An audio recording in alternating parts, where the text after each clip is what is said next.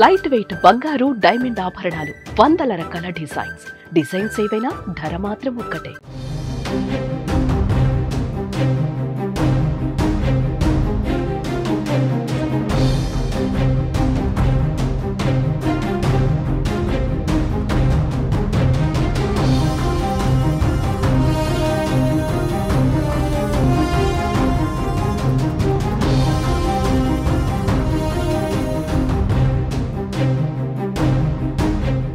ఏపీలో పేదలకు కూటమి ప్రభుత్వం మరో గుడ్ న్యూస్ చెప్పింది. గ్రామాల్లో 3 సెంట్లు, పట్టణాలలో 2 సెంట్ల చొప్పున మంజూరుకు ప్రతిపాదనలు తయారవుతున్నాయి.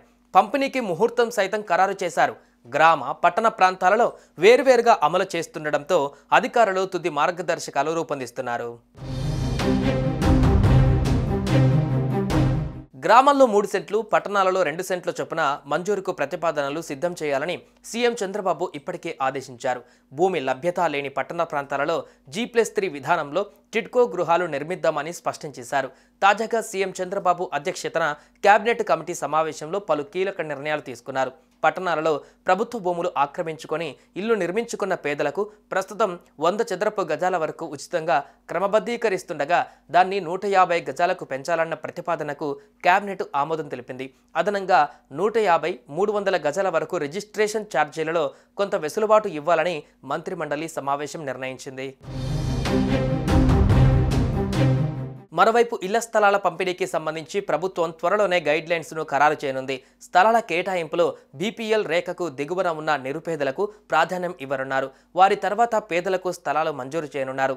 తెలుగు సంవత్సరం ఉగాది నుంచి ఇళ్ల పట్టాల మంజూరు ప్రారంభించి నిరంతరం కొనసాగించే అవకాశం ఉన్నట్లు సమాచారం.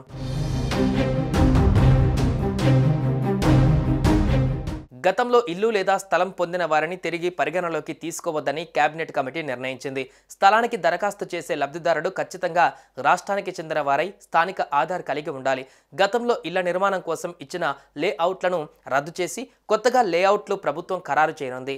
పాత లేఅవుట్లలో ఇల్లు కట్టుకొని వారి నుంచి స్థలం తీసుకొని తిరిగి వేరే ప్రాంతంలో కేటాయించే వీలుంది. సూర్యఘర్ పథకం ద్వారా ఇళ్లపైన సోలార్ విద్యుత్ ప్యానెళ్లను ఏర్పాటు చేసుకునేలా ప్రోత్సహిస్తారు.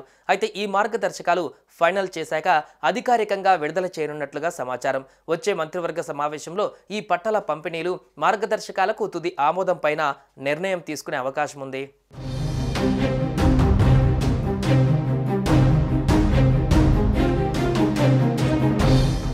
సుమన్ టీవీలో మీ పర్సనల్ అండ్ బిజినెస్ ప్రమోషన్స్ కోసం కింది నెంబర్కి కాంటాక్ట్ చేయండి.